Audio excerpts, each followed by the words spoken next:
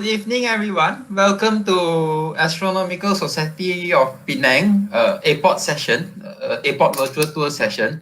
So this session is actually held by us, Penang Astronomical Society, or the so-called Astronomical Society of Penang, every month. And it's very simple to remember when we have this event, which is every last Saturday of every month, we will have this session to bring everyone, to share our thoughts on these APOD photos.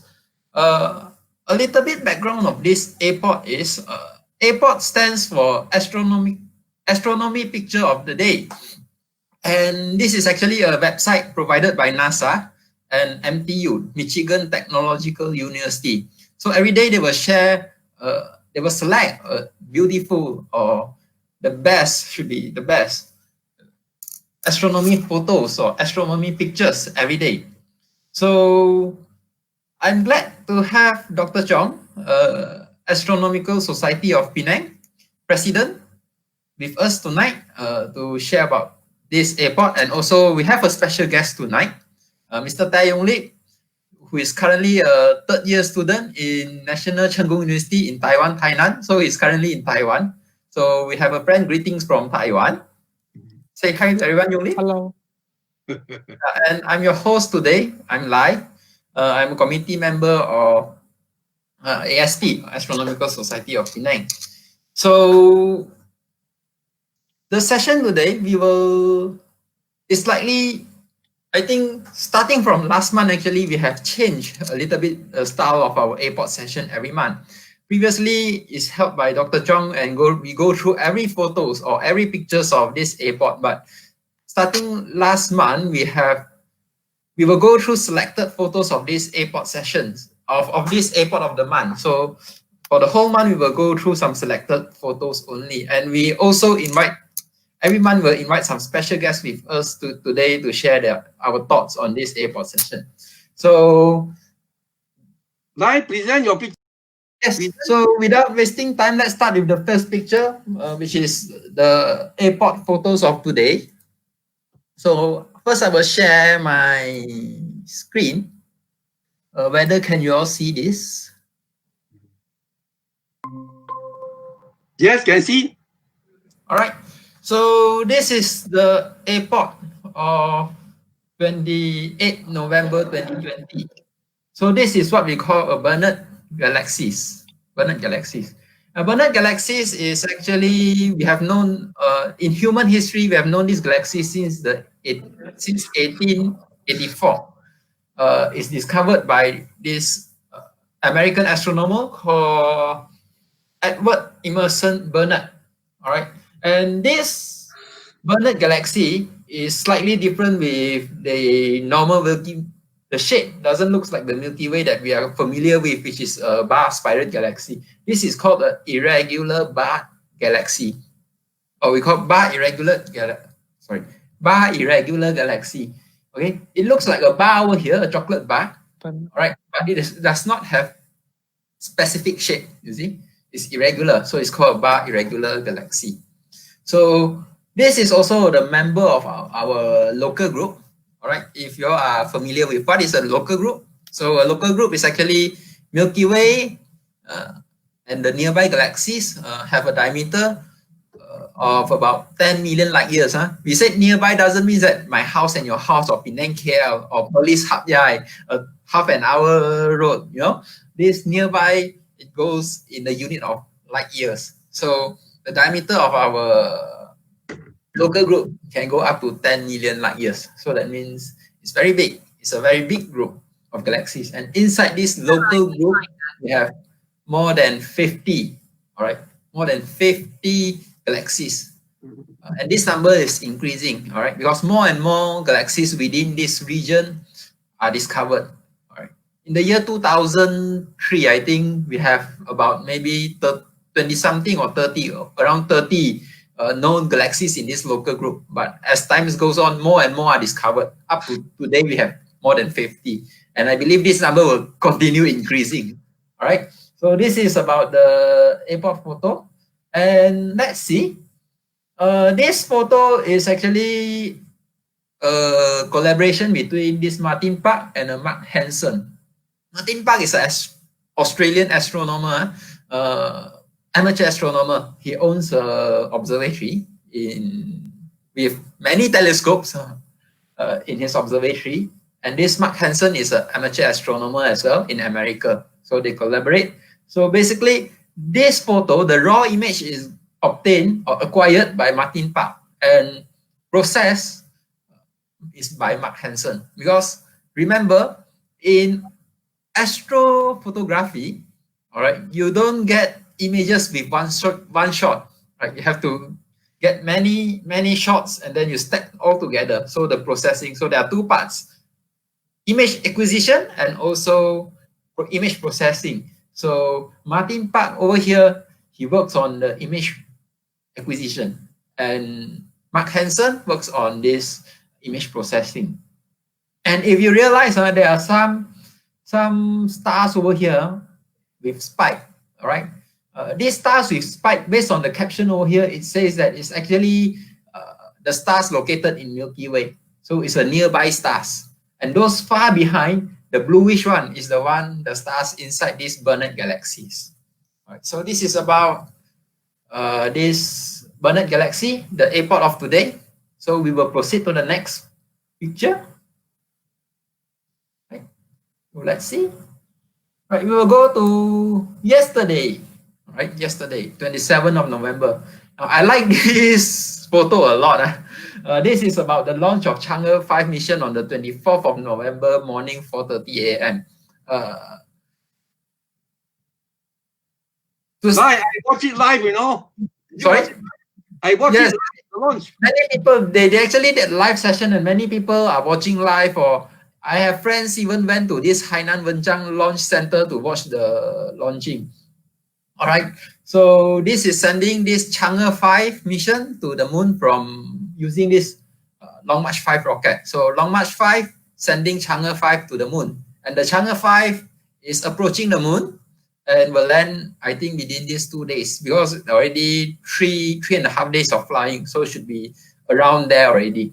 So this is the rocket, the launching, launched from the southmost launch pad on this Hainan province. And during the launch, after this launch, actually ASP, we also have a post-launch discussion on this launch to discuss some technical details on this launch and also this Chang'e 5. So if you are interested, maybe you all can have a look back on our previous ASP live recording, can know more about this Chang'e 5 and Chang'e 5 mission. So this is the launch.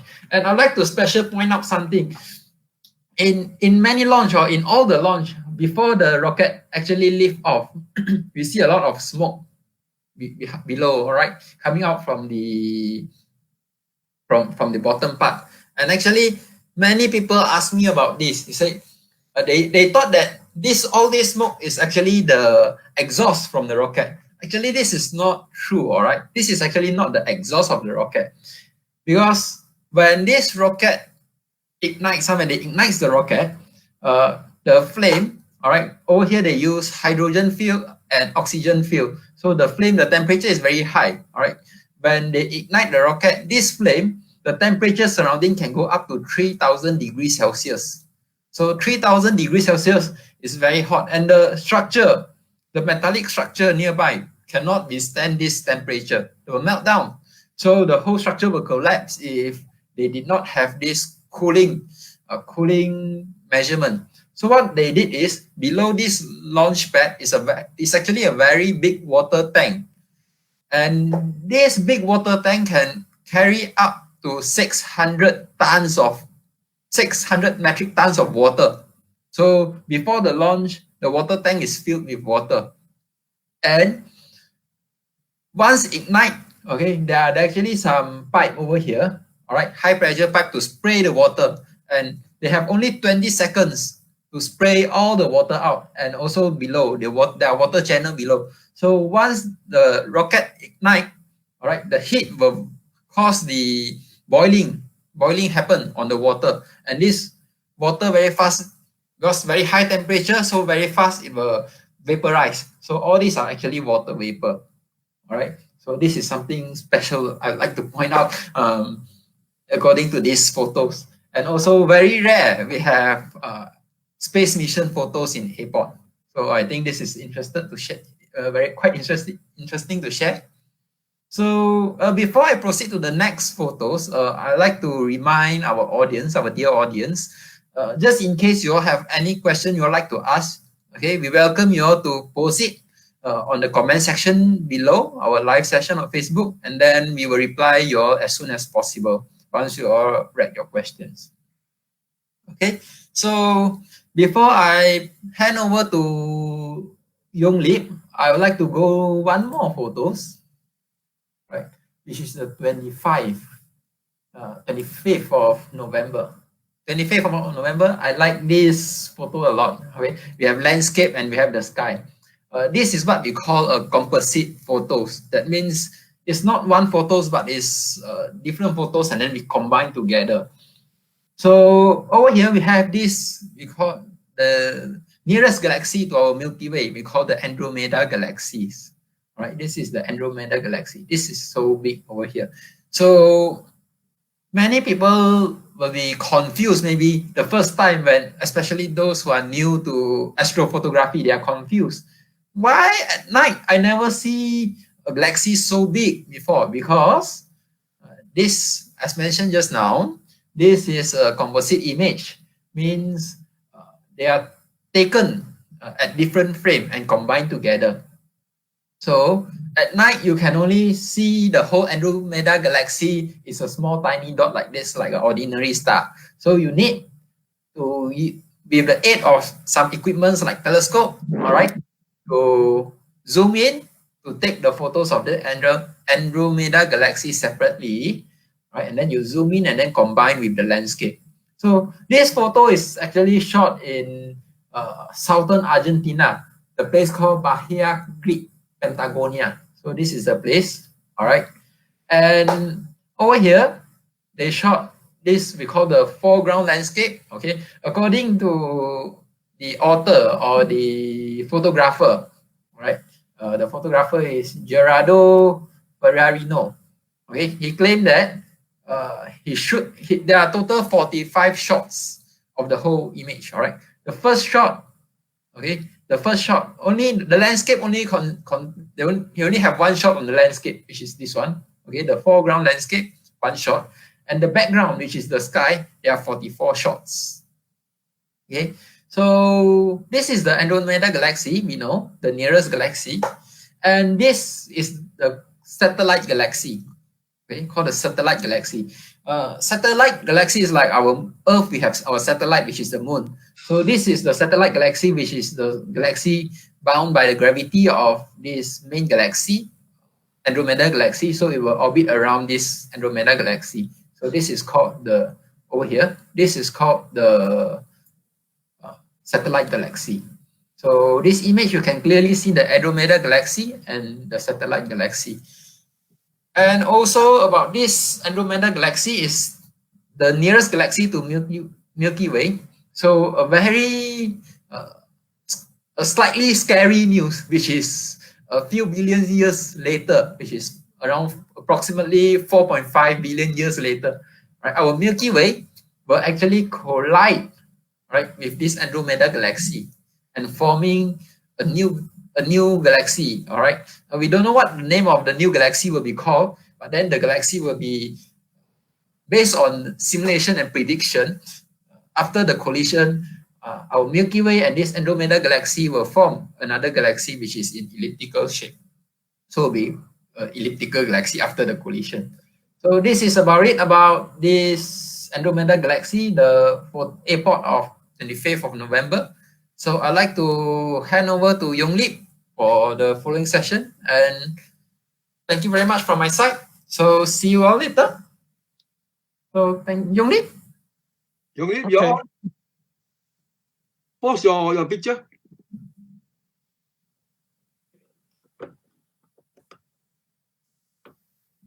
Share your picture.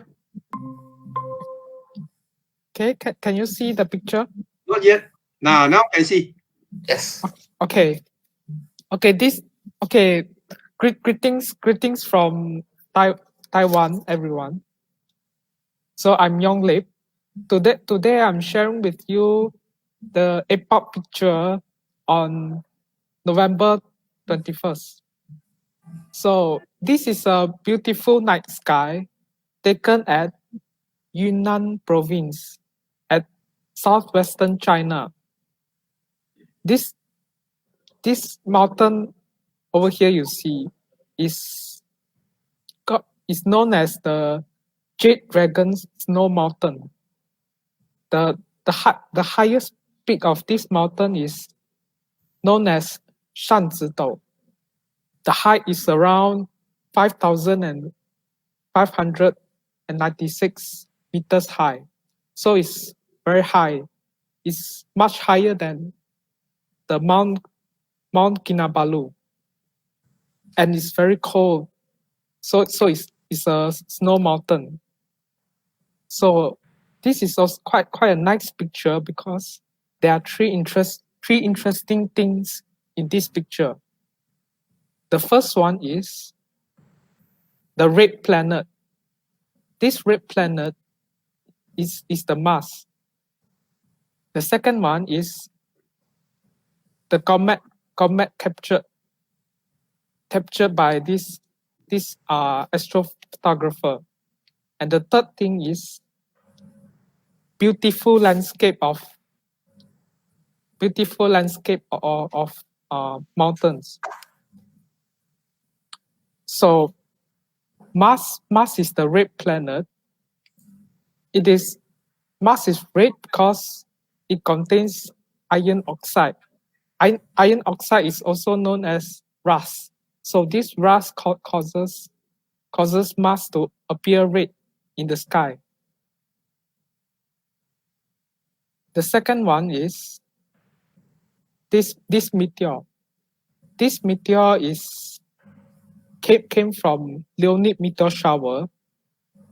Leonid meteor shower is you can see Leonid meteor shower every year on around November.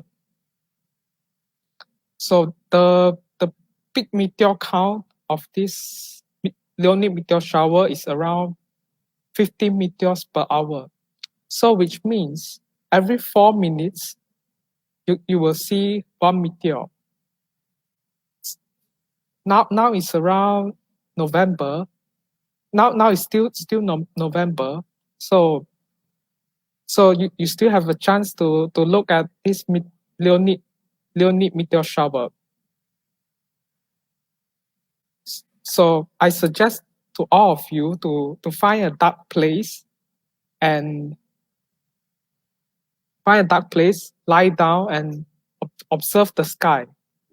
And remember to shout if you saw one. This Leonid meteor shower will appear to originate from the constellation Leo. This image is taken by an astrophotographer named Jeff Dye. Jeff Dye is an astrophotographer from China, and he's also one of the youngest member in The World at Night. The World at Night is an international organization which exhibits very beautiful astrophotos and time-lapse videos of historical places. So this is quite a nice picture because you can see there are many stars over here, up to the point where I can't even easily find the usual constellations. So this is quite a dark place and quite a nice place to visit. Okay, next we'll move on.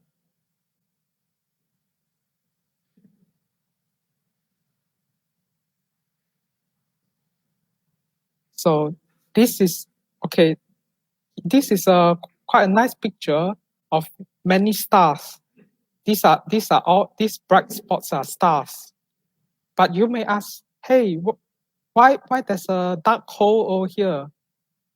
Oh, this is actually not the hole. Many people thought this is a hole. This is actually a dust cloud. A dust cloud blocking the background stars. So this is known as a dark molecular cloud of Bernard 68. Dark molecular cloud is a cloud made of molecules, and these molecules they absorb the light emitted by these background stars, and it's very opaque, so you can't see anything behind the molecular clouds. It absorbs almost all of the visible radiation, so it appears dark in the sky.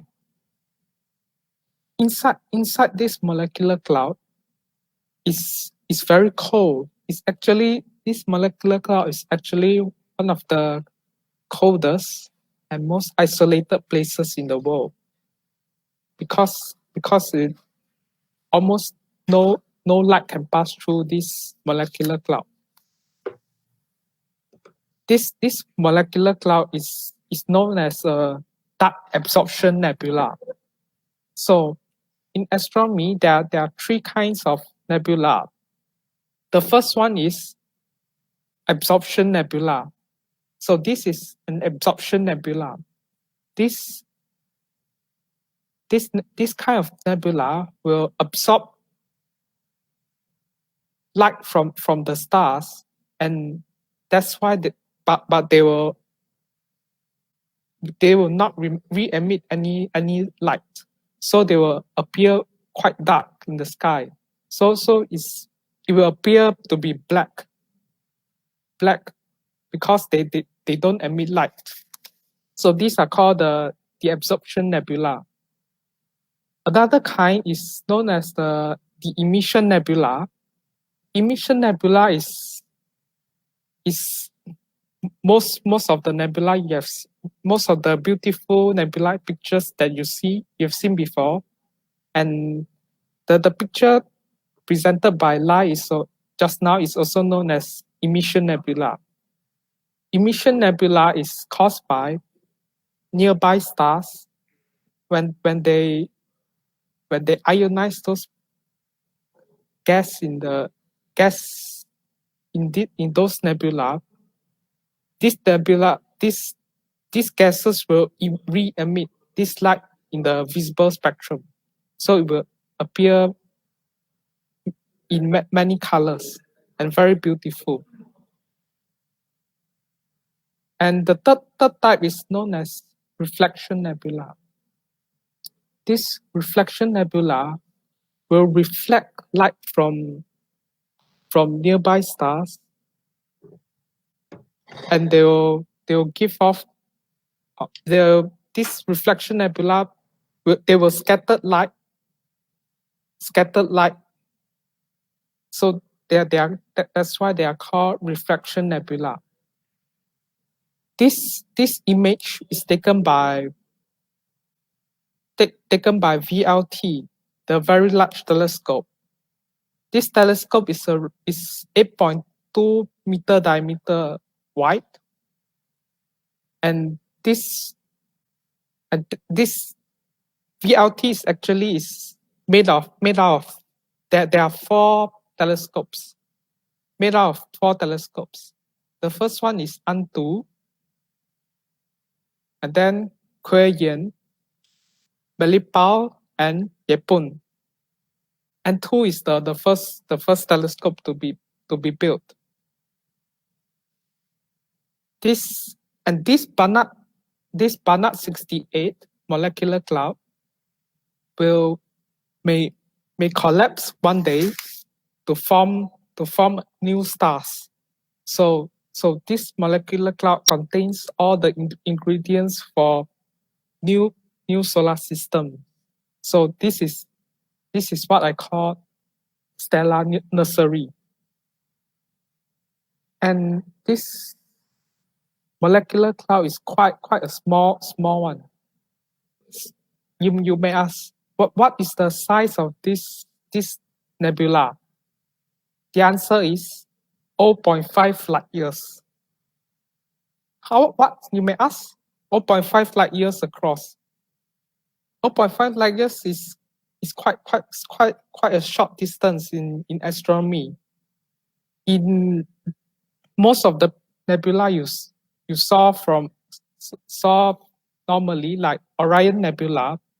Orion Nebula is around 12 light years across. So 0.5 meters is 0.5 light years is considered small.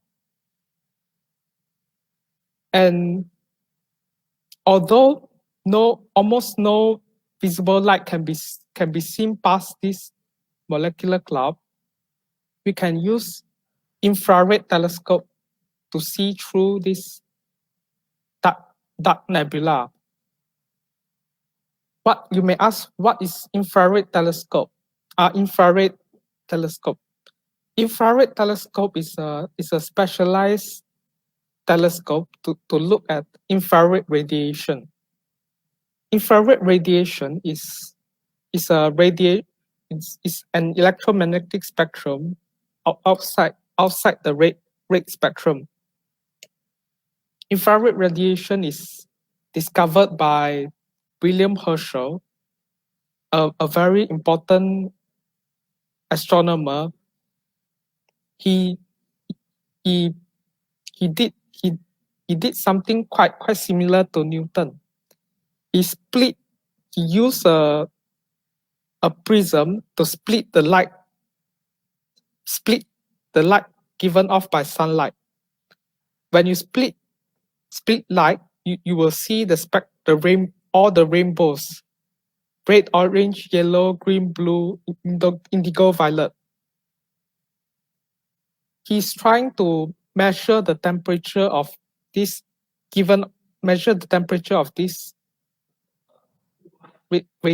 this electromagnetic spectrum. But he discovered that outside the red spectrum, the temperature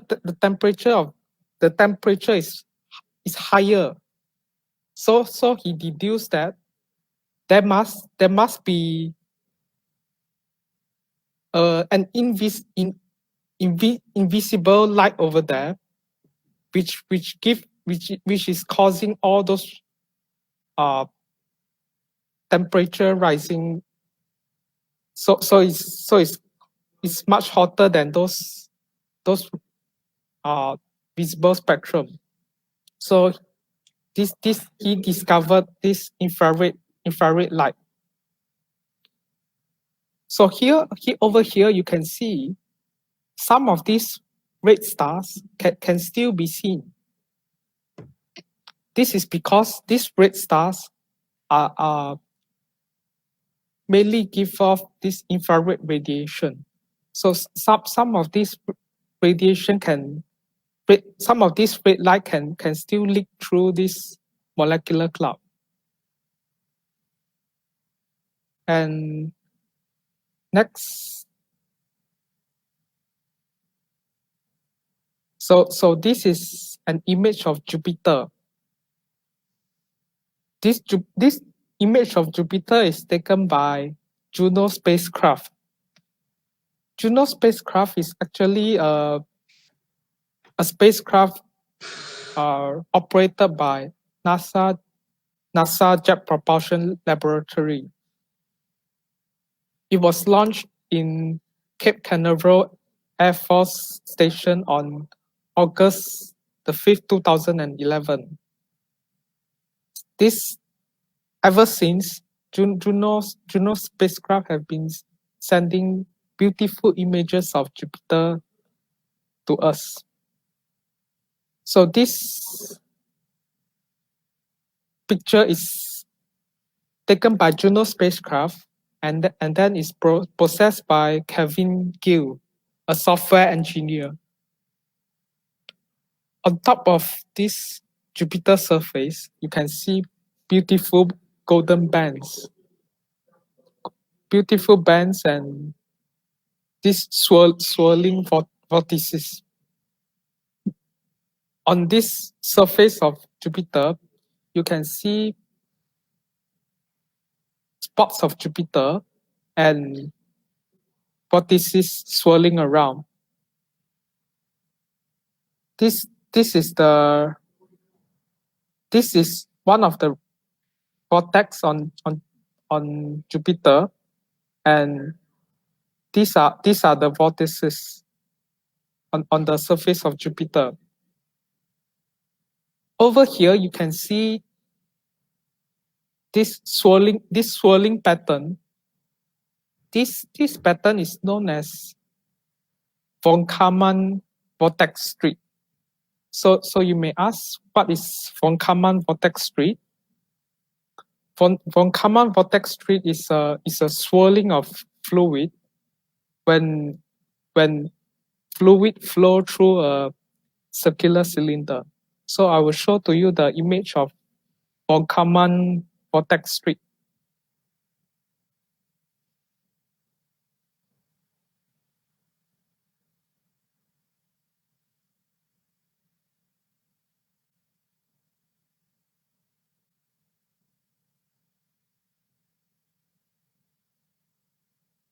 So this is an image of von Karman vortex street.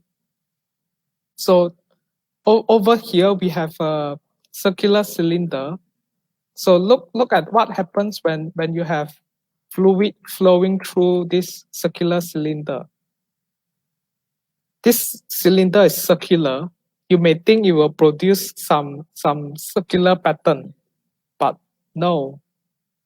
You will see it forms this weird alternating swirling pattern, and it forms a street of swirling fluid. So this is known as the von Karman vortex street. Von Karman vortex street is very important in fluid dynamics when you study about turbulent flow.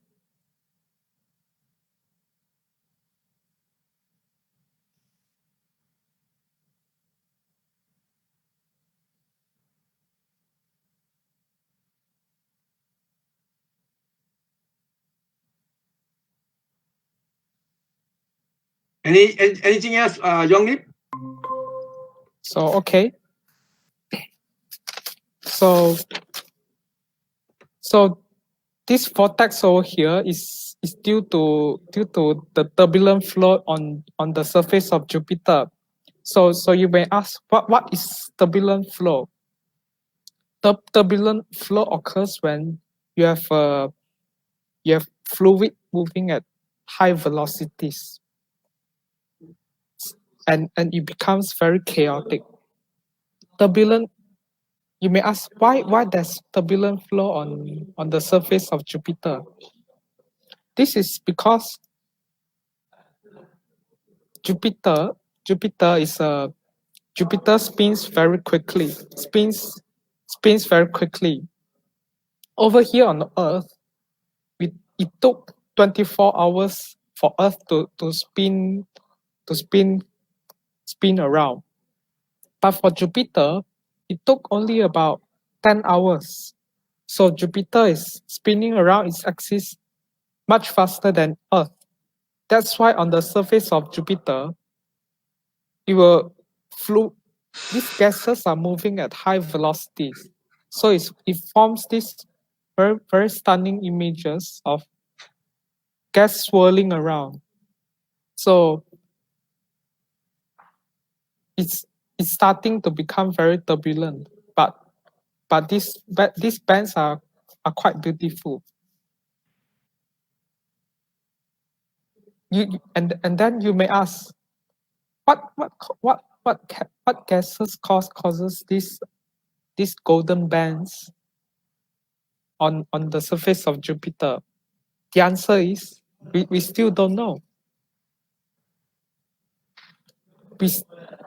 But some scientists think that it may be caused by sulfur of carbon acting very weirdly when they react with sunlight. But it's still not fully understood yet. This Juno mission is important not only for stunning images of Jupiter, but Juno mission is also help us to discover important things about Jupiter.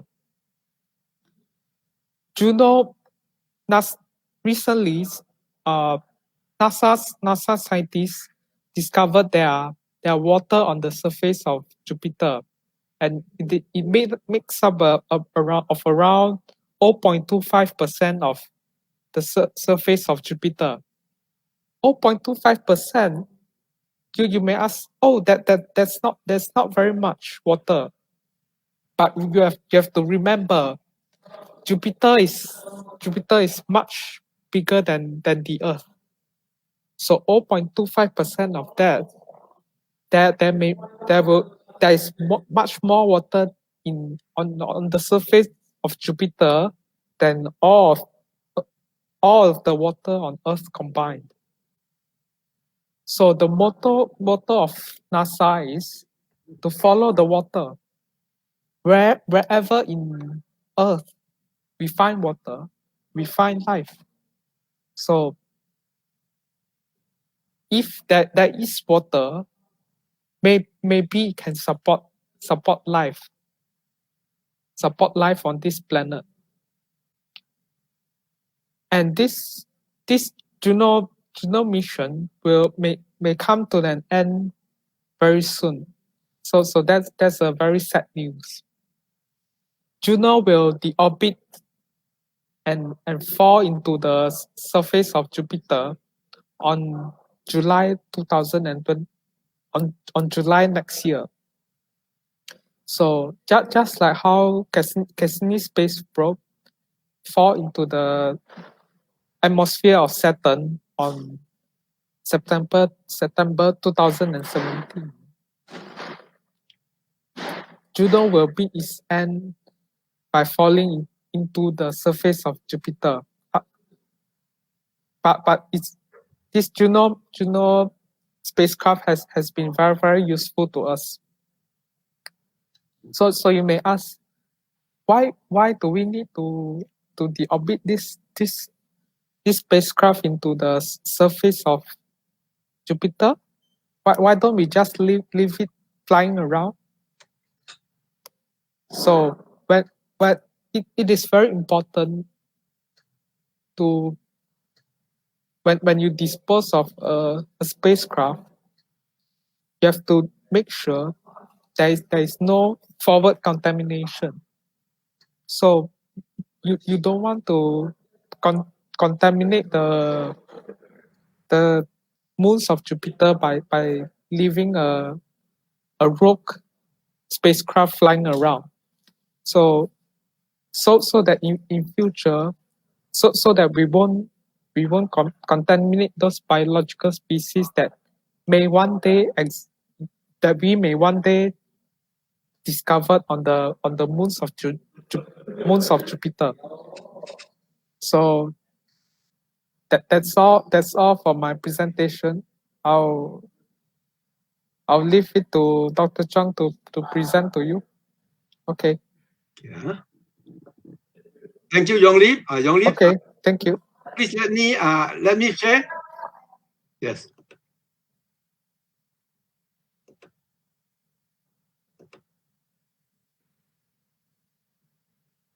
Hey. Wait, can't share the screen. Why? Wait.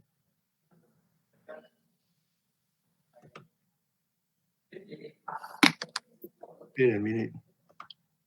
Yonglip, can you see my PowerPoint? No. Hey,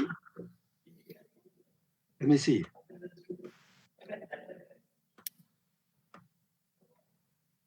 Sharing again, try again. Try again.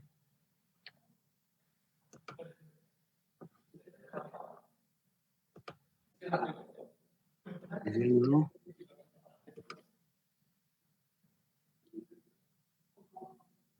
Turn.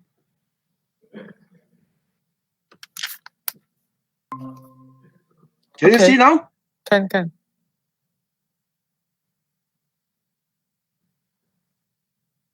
Okay, can you see the PowerPoint? Yes. Can. Yeah. So again, good evening, everyone. So we continue on APOD. So let me go back to the APOD. Okay. So you have the APOD. So this is for the month of November. Now, remember, APOD started in 1995. All right. And what you call every day there's a picture in APOD. So in 1995 when it started, I was not aware. I was aware in 1996. That was 24 years ago. And since then, I followed APOD regularly. So now, when you look at APOD, you have to be nice to these two people. The guy on the left is Dr. Nemi Rock, astronomer in, like I said, Michigan Technological University. Right, another astronomer, Dr. Jerry Bonnell from University of Maryland and College Park. So they are the one who select every day to put in APOD. And remember, 2 weeks ago, ASP, we had another session where 4 Malaysians presented, have their pictures accepted in APOD. So we hope in future there are more Malaysians accepted in APOD. All right. So let's continue. So we go to 20th of November.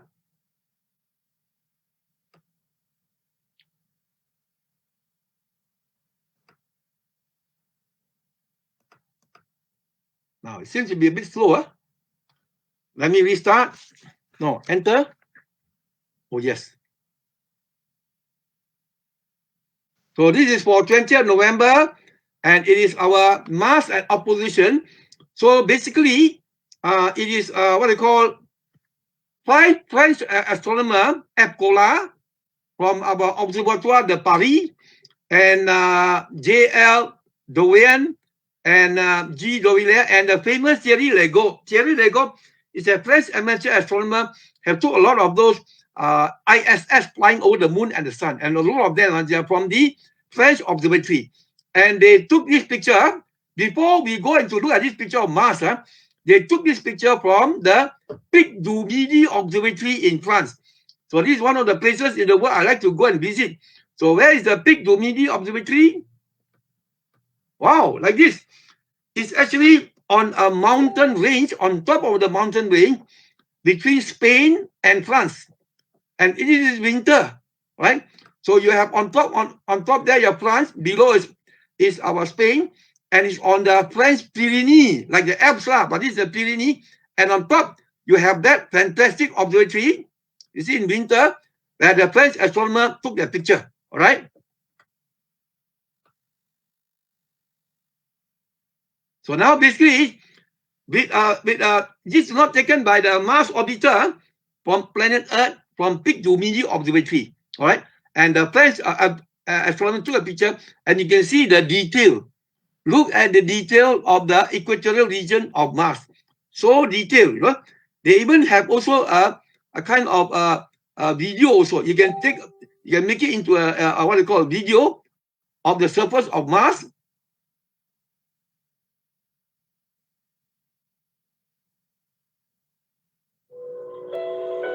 You only can hear the music, huh? Now, let's see now.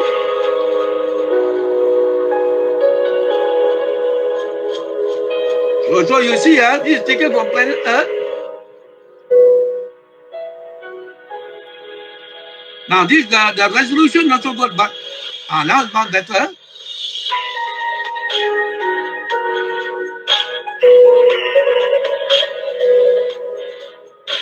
Look at the resolution, beautiful, huh? This is taken from planet Earth, all joined into one animation video.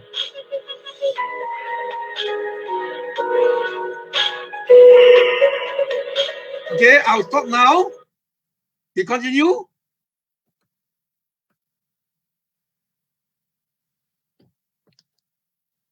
All right. So this is taken from France. We go to the next one, which is our 19th of November recently. Wow. So this is our Crew 1 mission. Remember Elon Musk and his SpaceX, all right? It's taken by one guy, a kind of tourist near to Cape Kennedy, Cape Canaveral, the beach there, and you have the Crew 1 mission was launched, all right, with 4 astronauts. And you have, it's actually our SpaceX Falcon 9 rocket, all right, and it's launched there. And inside this, what they call rocket, you have the 4 astronauts. You have the 4 astronauts there. So this is the Crew Dragon mission. And these are the 4 American astronauts, 3 men and 1 woman. You have our Mike Hopkins, okay, here, wait. Okay, Mike Hopkins is the second on the right. And then the third on the right is our Victor Glover.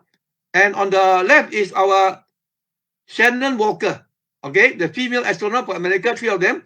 And the furthest on the right is our Soichi Noguchi from Japan. All right. So this is our expedition to ISS number 64. All right. So basically, the Crew 1 mission was launched from Cape Kennedy with the 4 astronauts. So these 4 astronauts are on a 6-month shift. They do shift work in the ISS, no? Every 6 months, they change shift, right? So they'll be in ISS for another 6 months, and end of 6 months, they'll shift, they come back with Crew 1 spaceship back to the Earth, all right? The next one we go to, okay, 17th of November. This is very interesting. Okay, 17th of November is what? A glowing stiff and the Milky Way. This is taken by NASA and this Krista Trinder. Actually, Krista Trinder is amateur photography. She doesn't take photography of the sky. She's not an astronomy guy. She just takes landscape photography. So you see here, it's taken in Manitoba in Canada, the Milky Way, and this is not the Milky Way. This is not aurora. It's a new type of phenomena. They say it's aurora. It's not. It's called STEVE. STEVE, which is our strong thermal emission velocity enhancement. So it is a kind of phenomena that occurs above the Earth's atmosphere.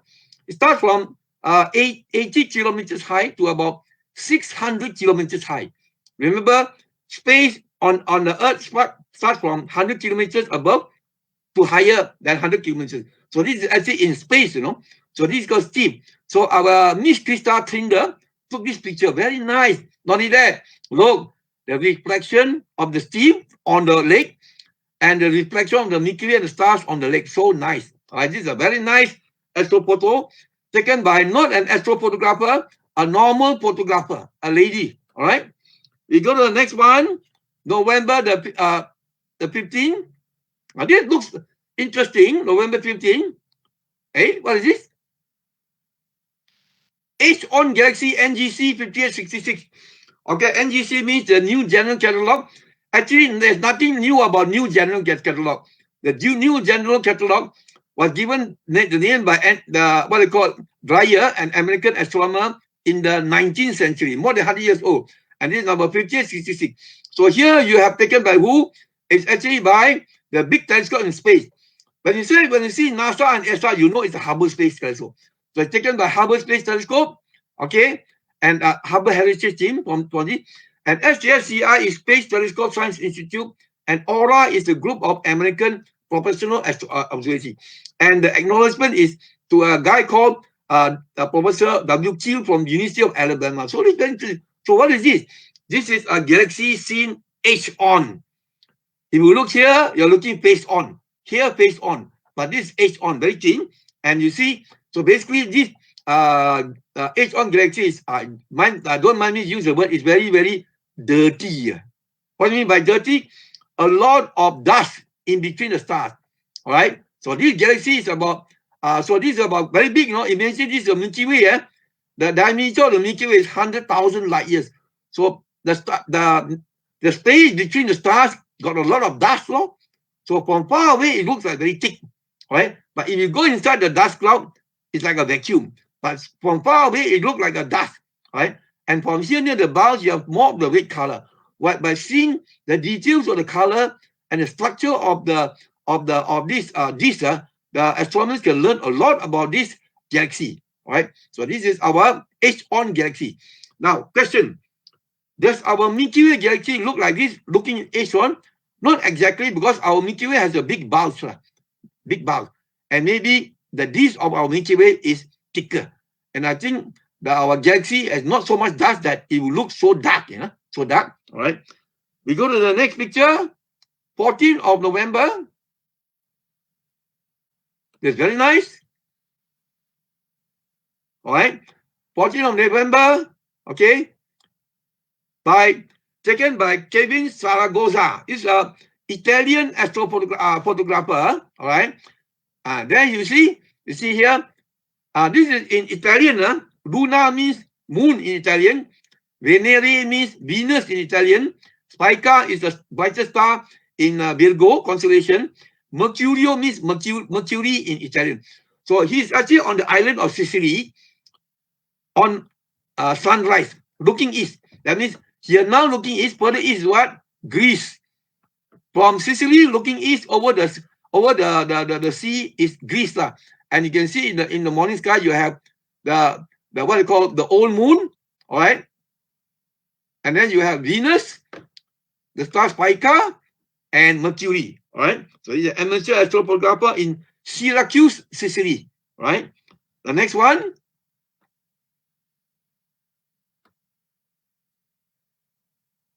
th of November.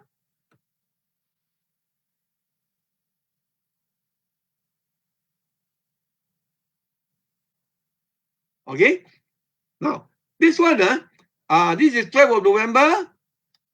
It's taken in the constellation of Orion. Very nice. I will make it smaller.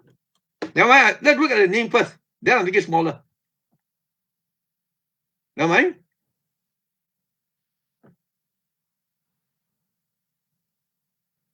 It's taken by Charles Bracken. I think he's an American, what they call astrophotographer. He published a lot of book on astrophotography. So you have here the Horsehead Nebula and the three stars in the belt. All right. So actually, this is a upside down picture of Orion. Normally, Orion you see right side up. So in this upside down picture, you have here the Horsehead Nebula. All right. And you have here the first star Anitak in the belt of Orion, Anilam, Mintaka. And further down on the right will be the star Betelgeuse law. Further down on the left will be the star Bellatrix law. And further on top will be the star Said. And further on top on the left will be the star Rigel. All right. And here is our Great Orion Nebula. So it's taken by this famous astrophotographer who writes a lot of books, Charles Bracken. But the interesting is over here. Here you have the Comet Atlas. All right. And basically, you have two objects here. One which is object very near. This is in solar system. But the stars and the nebula are very far away. For example, the objects in the Orion Nebula are more than 1,000 light years away. So only this object is very near. Why green? So we always know that comets also give off color. All right. Remember, a comet, you have a coma, a big spherical what they call plasma. In this case, green color. And then you have a tail, two tails. Question: why does it have this coma of green? Now, usually, many of the comets, the coma is green color because you have diatomic carbon. All right. Diatomic carbon, basically below here, one atom of carbon combined with another atom of carbon by two covalent bonds. So chemical formula is one carbon atom, and here you have two covalent bonds. So this is diatomic carbon. So when the diatomic carbon, what they call diatomic carbon vibrate, the distances between this carbon atom and the next carbon atom will increase the degree of vibration. So when it vibrates, according to quantum mechanics, it will give off green light. All right. So that's it. So for example, is some years ago, comet ISON we saw in Penang. It's a very bright comet taken by people around the world, a lot of pictures. So from the coma of the comet, the scientists look at the spectrum of the comet. So you have here diatomic carbon, carbon 2, and then diatomic carbon. So there are two peaks here. And then you have here, the first one is green, no? And then here is blue. Actually got blue also, but we don't see the blue so well. Green is brighter. And then later on you have other, what they call longer wavelength spectrum, which is oxygen and possibly sodium, all right? So you have diatomic carbon, green, which is brighter, you can see here. And then you may say, why are the lines discrete, not continuous? Because the, what they call, applying quantum mechanics, the energy, what they call difference between each of the electron orbitals of the diatomic carbon is not continuous, but separated by discrete energy gap. That's why you have, so here, the gap is bigger, here the gap is smaller. So this is what the discreteness of the electronic energy level of the diatomic carbon molecule. All right, so this is it. So this is actually using our basic physics. So now we know why it's green. Green, because of the spectrum of the diatomic carbon emitted by the nucleus of the comet. And when the sunlight keep on and hitting on the plasma given off, it excited and give off the green light. That's it. We continue.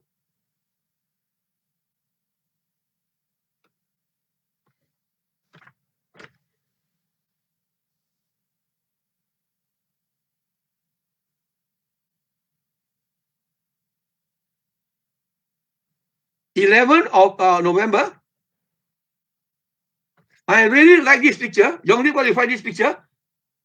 Okay, look at the, this is 11 November, again, Marcella Giulia Pace. She's actually, what I call a young Italian girl, not actually doing astronomy, but she take picture of the landscape. And from time to time she take, so this is actually taken over a period of many months. The moon in different color. Why? You can explain it. So like this. So nobody in Malaysia has done it, which we should do in Malaysia. Okay, not difficult to do. But I like it because it is like art, you know. A lot of aesthetic value. Okay, we start on the right side here, bottom there. Here is the moon in total lunar eclipse. So a moon in total lunar eclipse means that it will enter, the moon enters the Earth's full shadow, and you have the Rayleigh scattering. So you have the red light fall on the moon coming back. So in other words, looking at the moon at different types of condition, the moon color will change. This will change. Oh, ini tipu ke?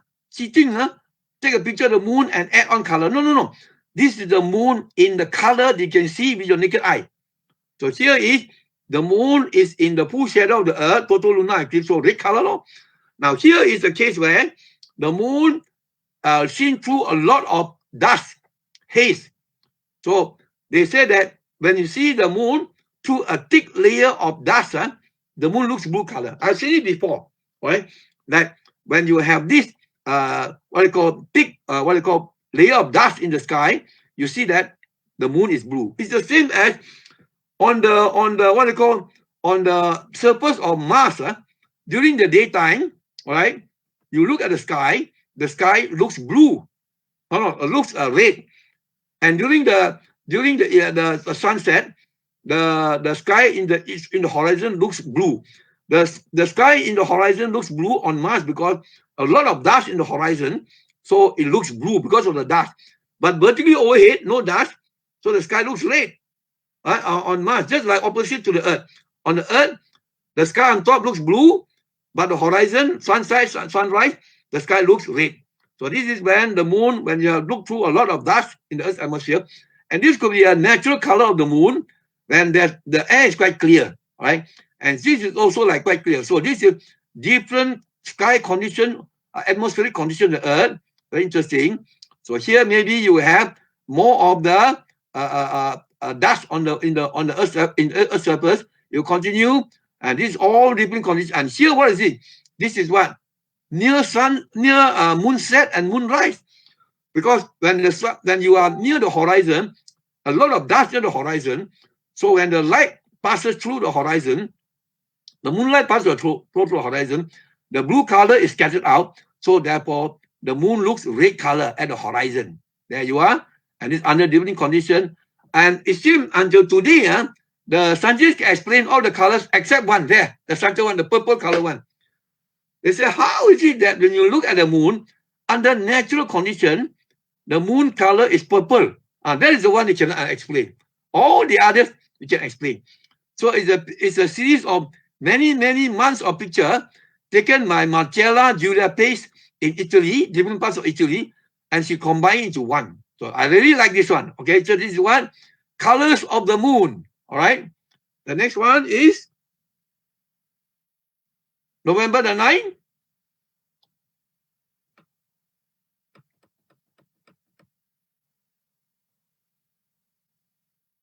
This one, of course, you've seen before other places, but this is really great.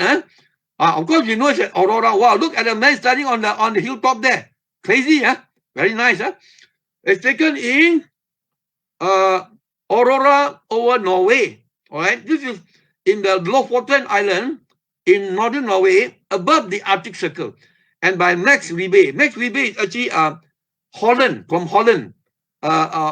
Holland, or something called Netherlands, an astrophotographer from Holland who went to Norway and he took this picture. Very nice. So now I look at the whole picture, make it smaller.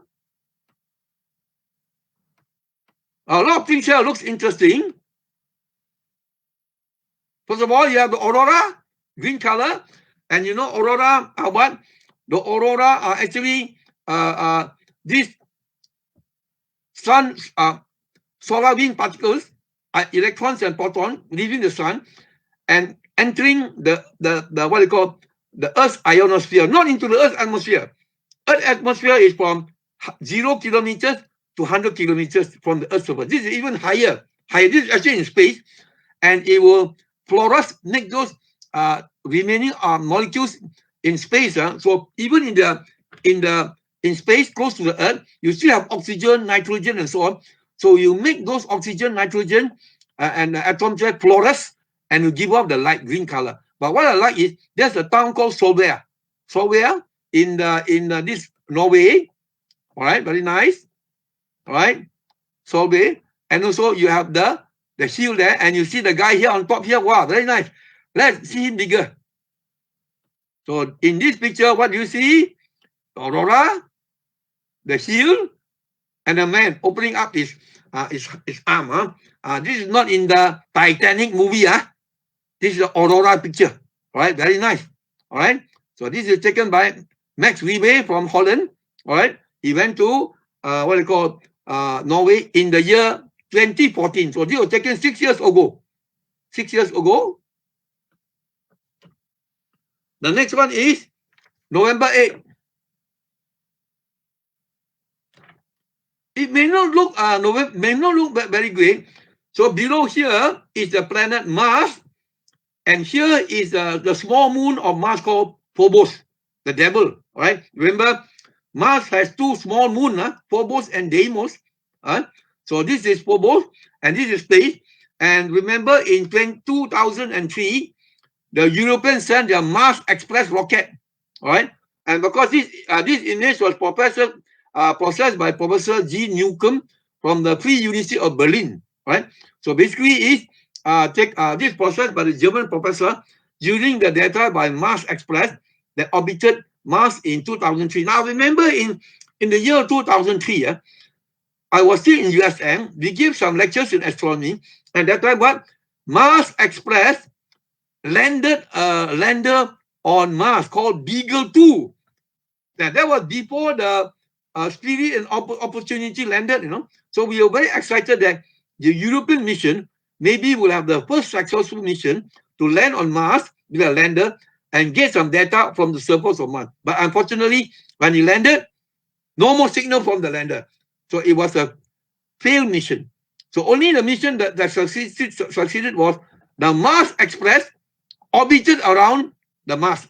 That is correct. But the lander Beagle 2 didn't work. And later on, of course, Spirit and Opportunity from NASA, America landed. All right. So in a sense, Europe have not had a successful lander that landed on Mars that is working. Right. Of course, the next one is what you have the China Tianwen-1 mission. It will arrive in the orbit of of Mars in February next year, but maybe the lander will land on Mars in April next year. Lander and a rover, all right, from the China Tianwen mission, and of course the American mission, our P7s will enter into orbit and land on Mars next year in February. So next year, February, 2 of the landers from China and America will land on Mars. Now let's go back to our Phobos. Phobos is actually not very big, 11 kilometers in diameter. Luckily, Phobos is outside the Roche limit of Mars. All right. If Phobos is inside the Roche limit, now Roche limit is an imaginary limit due to gravity. All right. So they say that, for example, why does Saturn have beautiful rings? Because years ago there was no rings around Saturn. There's a moon of Saturn further away from the Roche limit of this Saturn, went into the Roche limit of Saturn, and the gravity of Saturn broke up the moon and made into the rings, all right, of Saturn. So this what they call Phobos moon of Mars is outside the Roche limit. But if it goes closer to Mars a bit, it will be broken by the gravity of Mars, and you have what? A ring of Mars, all right? But that will take a long time. So what about Earth, our moon? Unfortunately, our moon is too far away from the Earth. Right now the moon is about 380,000 kilometers from the Earth's surface. If the moon were to come as close as 18,000 kilometers above the Earth's surface, then the Earth's gravity will break up the moon, and then what will happen is a ring around the Earth. All right, but this will happen because the moon is too far away. So this is the moon Phobos, taken by Mars Express above Mars. Next one.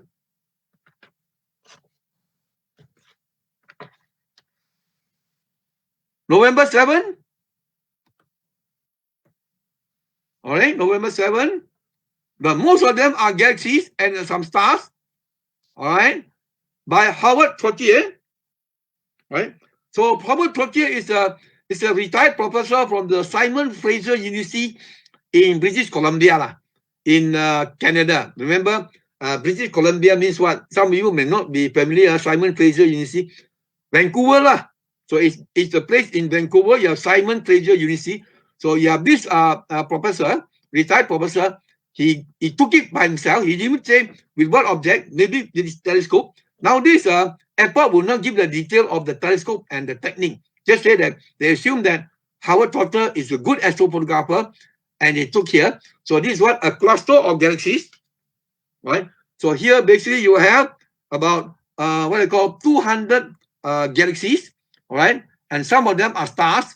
Okay, so these are all galaxies, and this is a small galactic cluster. Now some of they call it what? Super cluster of galaxies. Some of the super cluster of galaxies where each member of that super cluster is a galaxy, up to what? Millions of galaxies. But this cluster has about 200 galaxies. But of course, here you have, of course, a star. The objects here are all galaxies, the points of light, and these are galaxies. But these are stars in the Milky Way. And because very close, you see the 4 spikes, diffraction spikes.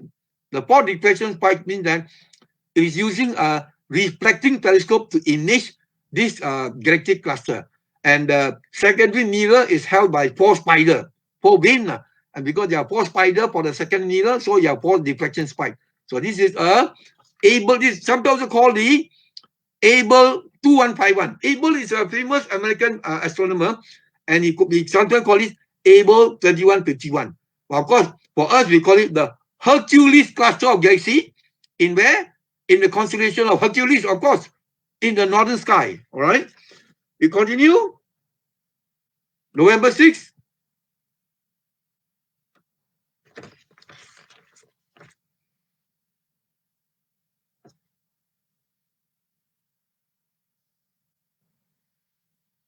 Of course, some of you may have seen before ISS above the moon. All right. And this is our November 6th. All right. Taken by our Mr. Derek Demeter. Interesting, Emil Bueller Planetarium. This is a public planetarium in Florida, in America.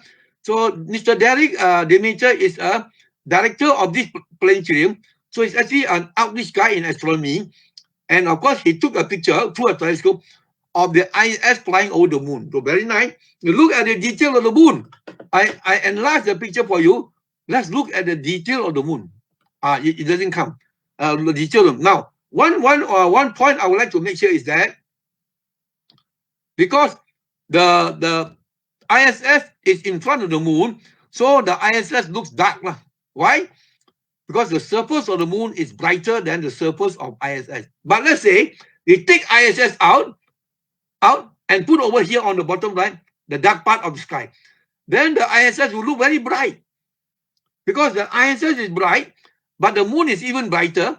So therefore, the ISS look dark. But if you take ISS and put it in the dark part of the moon, of the sky, then ISS will be like a bright object. All right? So the ISS is actually dark. Because why? Because if you look at it, that means the moonlight comes from what? Sunlight leaving behind us, passing the Earth, and hitting the moon surface and coming back to the Earth.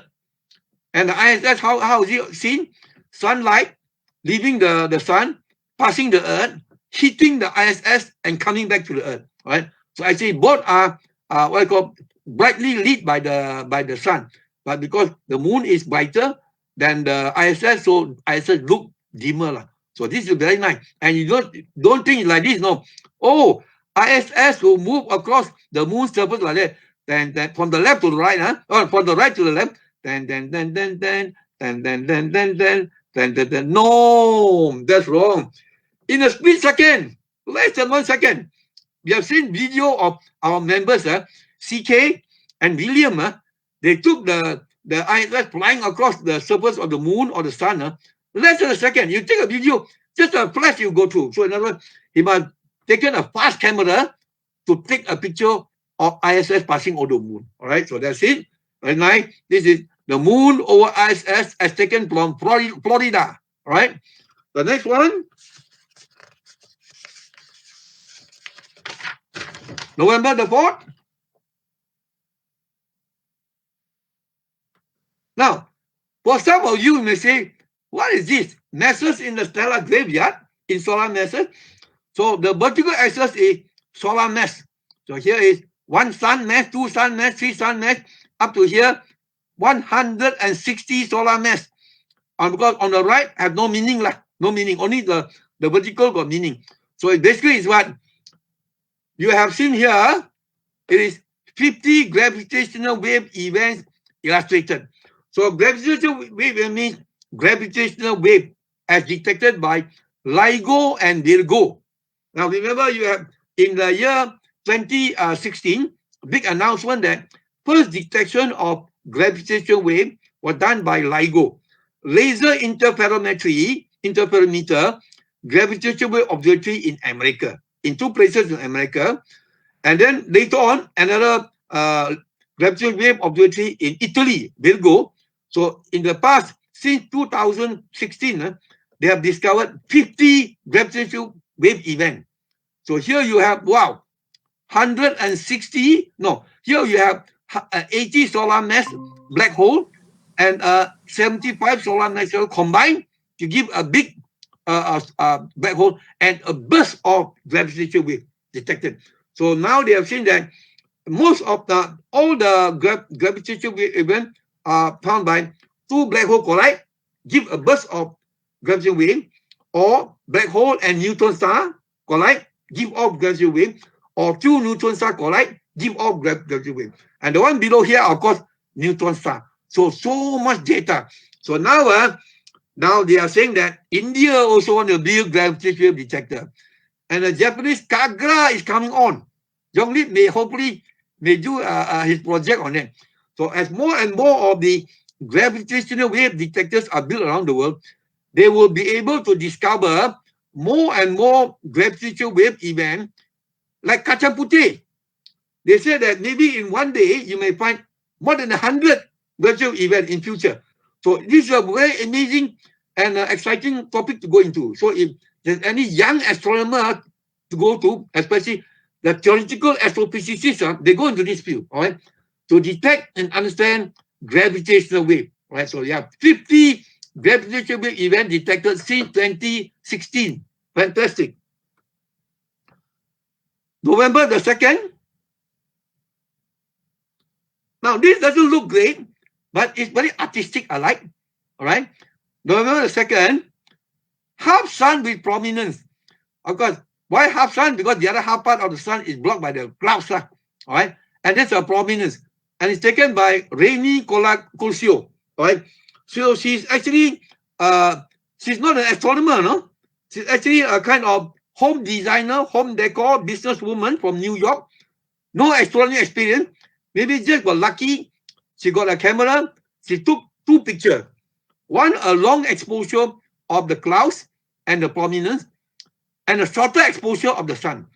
If you take a long, equally a long exposure of the cloud, the prominence, and the sun together, then the sun will be overexposed.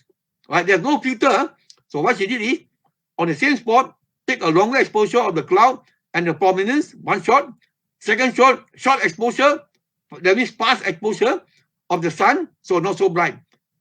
And you see that the sun surface is more or less uniform, no sunspot, because that time we are now leaving the solar minimum, coming to the next maximum in a few years' time, so not much activity. So this is beautiful. Half sun with prominence. I make it smaller. You can see the sun, you can see the cloud, and you can see the prominence. So nice, all right? Taken by a home decor lady in New York, taken from New York.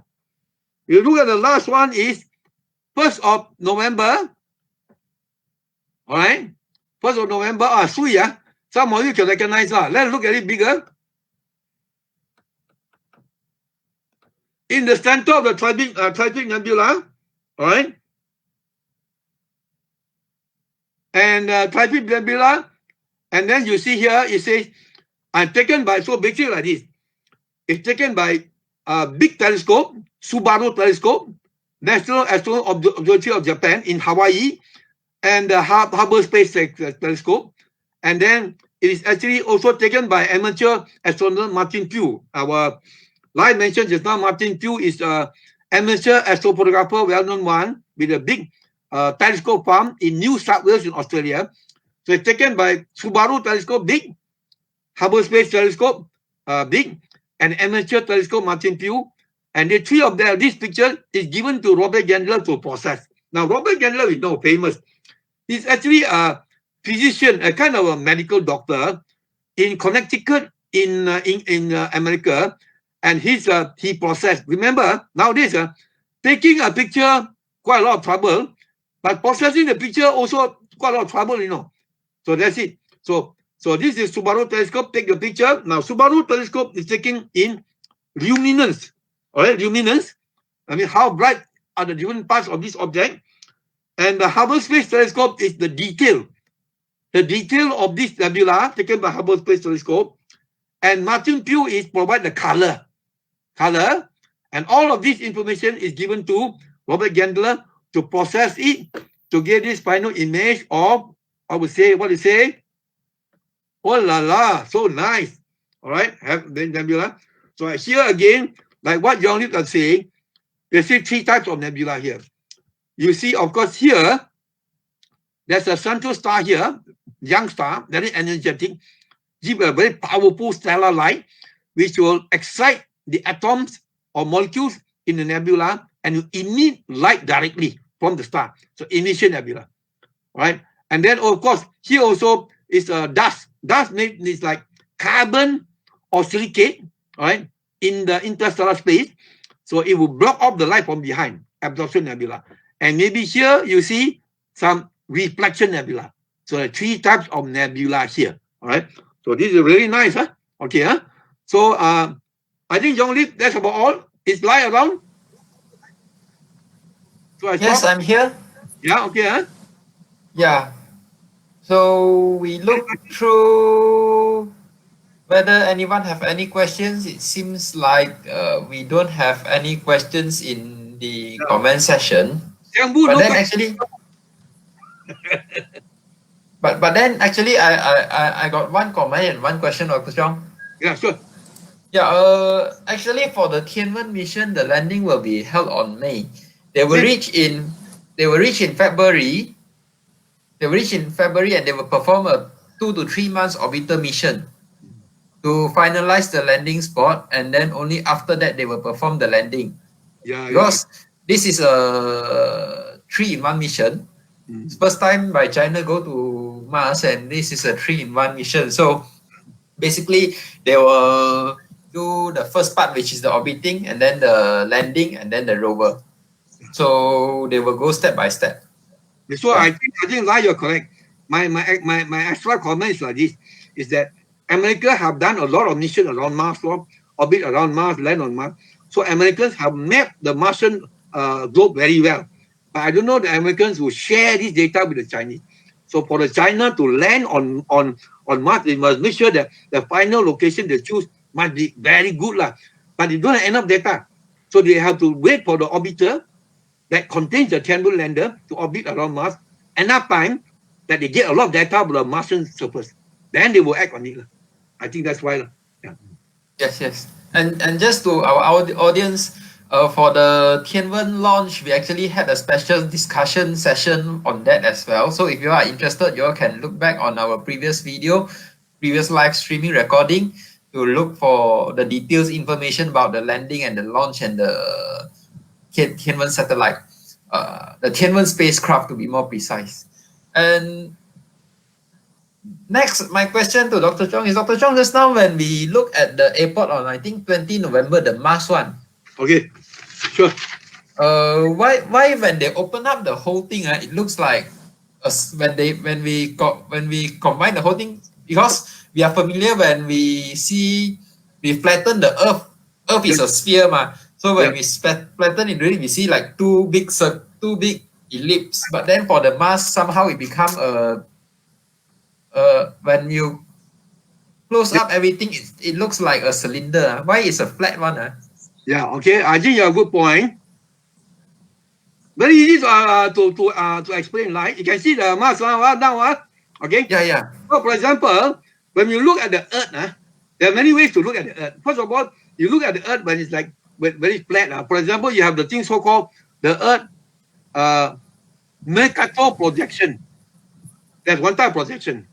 Another projection is different. So I think this is a projection is as if what do you mean by this? It's as if that imagine that Mars is a globe, is a sphere, and in the center of the sphere there's a light bulb, tiny bright source, and the light from the center of the Mars pass through all the globe of Mars and pass out, and just outside Mars you have a flat screen. So as the light passes out, so basically it is near the equatorial region, the dimensions are equal to that is on the ground. But as you go higher and higher latitude, the area here is distorted. For example, you remember, you can see you can look like, let's say, the map of the world. You don't mind, I go now. The map of the world, Greenland, you look at Greenland. Okay, map of the world.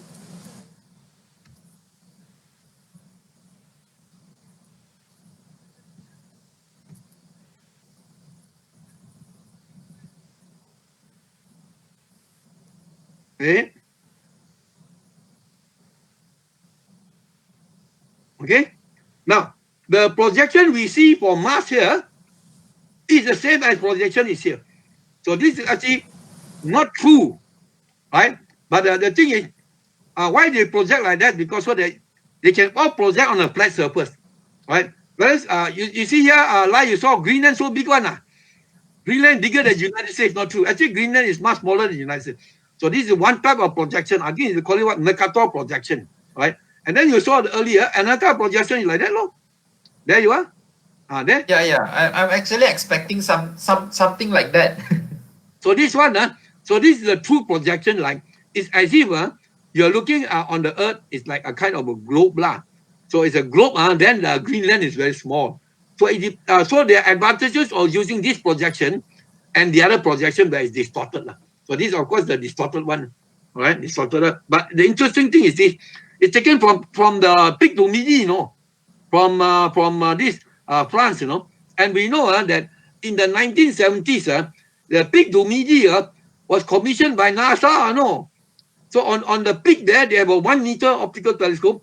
So they use that telescope to help NASA in the Apollo missions, manned mission, Pic du Midi, right?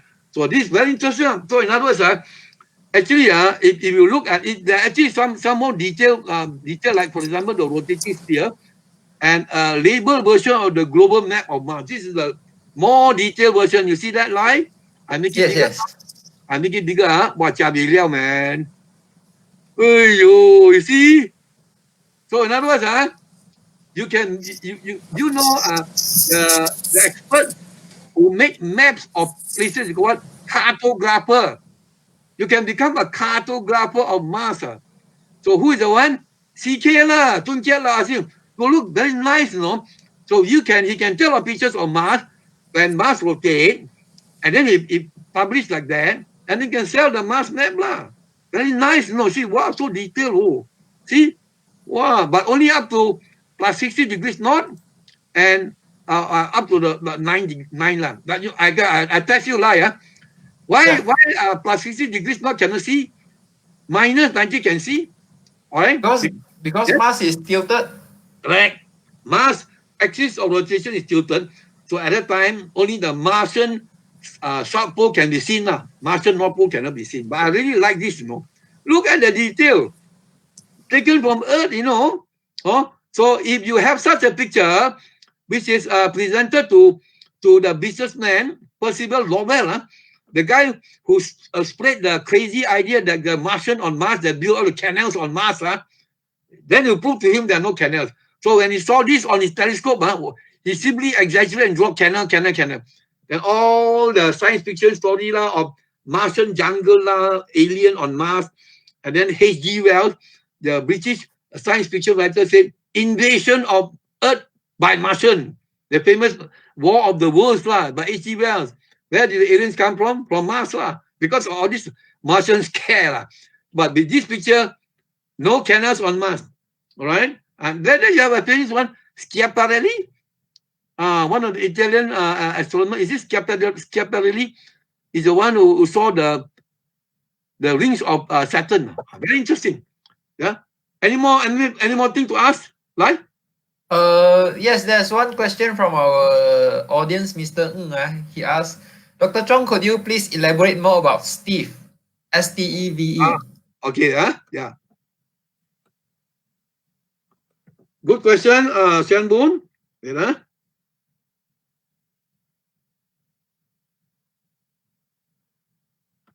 17 November. All right.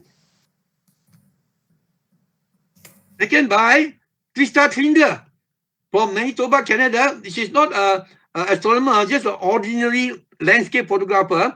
So say there's the Milky Way and the lake and Steve. Actually, Shambun, we have heard of Steve for some time now, but seriously, it's something new to us. So I've not done not much on it.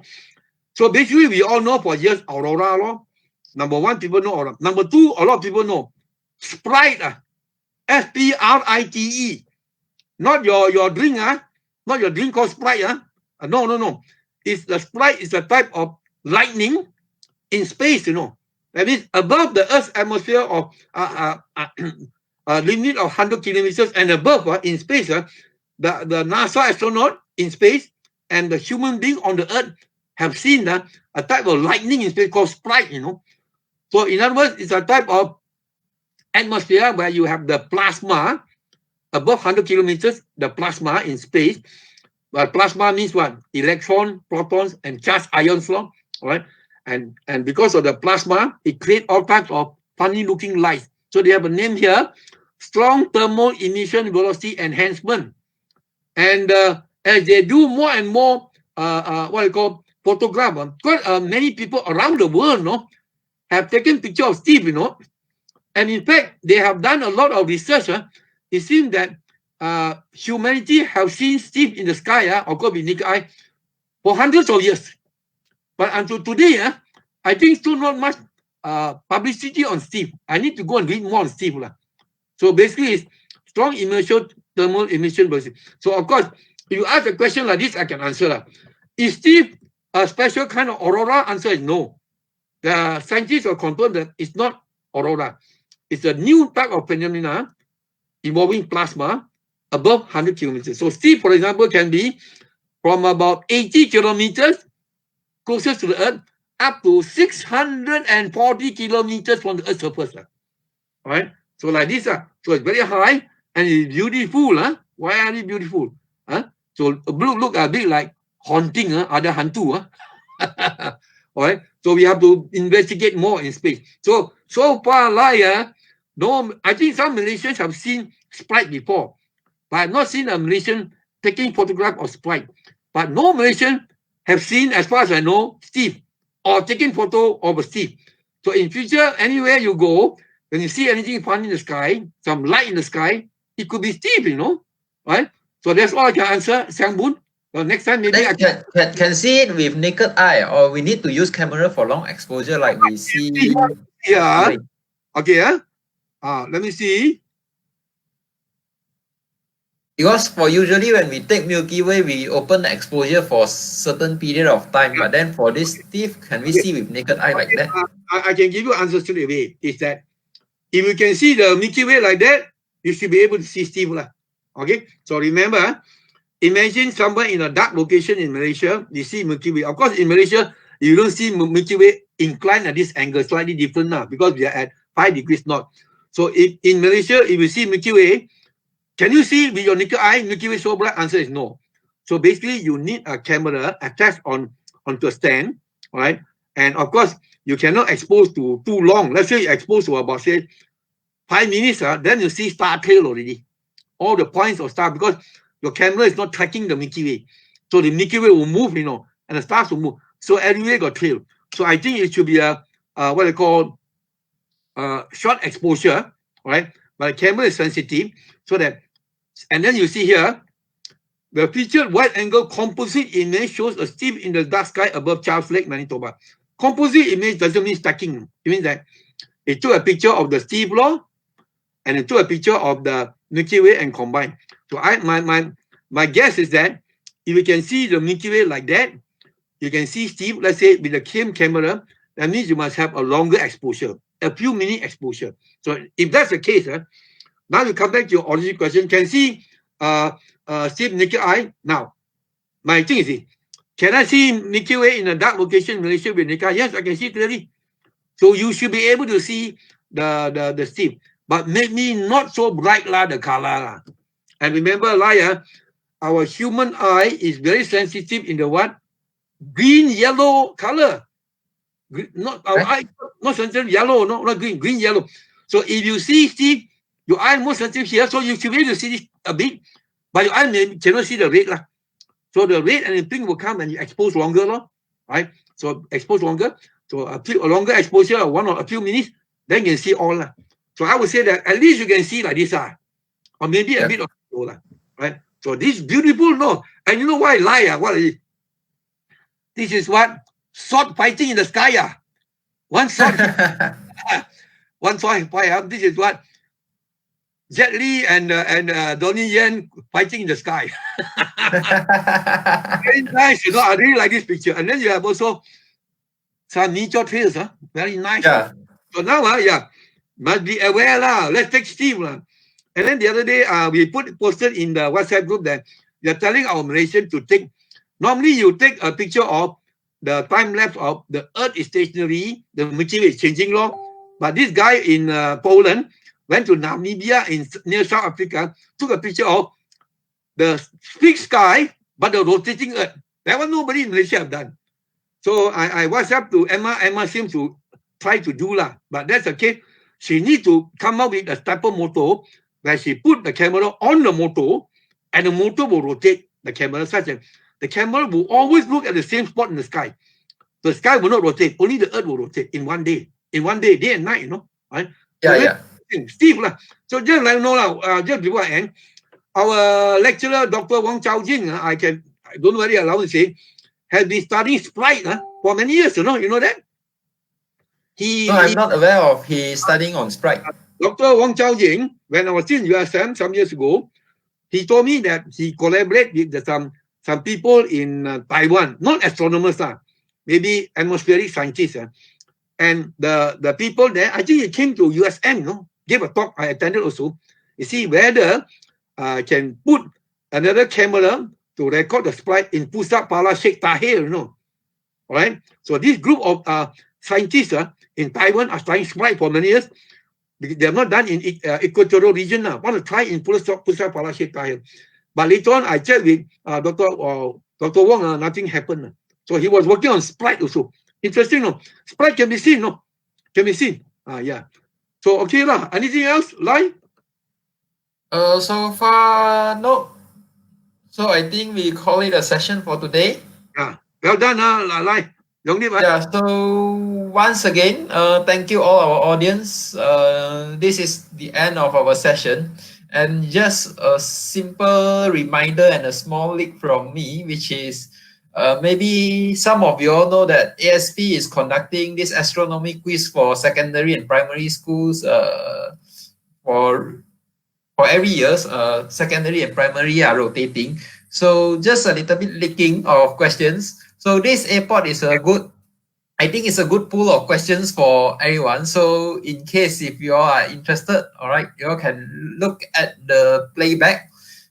This live session will be shared, or the recordings will be shared on YouTube, on our YouTube channel. So please like our Facebook page and also subscribe our YouTube channel for more information and for more live session in the future.